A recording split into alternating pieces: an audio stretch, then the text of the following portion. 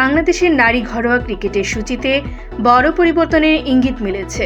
April থেকে একসঙ্গে নারী বাংলাদেশ প্রিমিয়ার লিগ এবং ঢাকা নারী প্রিমিয়ার ডিভিশন ক্রিকেট লিগ শুরু করার পরিকল্পনা করেছিল বাংলাদেশ ক্রিকেট বোর্ড। তবে ক্লাবগুলোর আপত্তির মুখে প্রিমিয়ার ডিভিশন লিগ পিছিয়ে যাওয়ার সম্ভাবনা তৈরি হয়েছে। বিসিবির প্রস্তাব ছিল জাতীয় দলের বাইরে থাকা ক্রিকেটারদের নিয়ে লিগ শুরু করার, কিন্তু অংশগ্রহণকারী ক্লাবগুলো এতে রাজি হয়নি। তাদের মতে জাতীয় দলের তারকা ক্রিকেটারদের ছাড়া লিগের আকর্ষণ ও প্রতিযোগিতার মান কমে যাবে।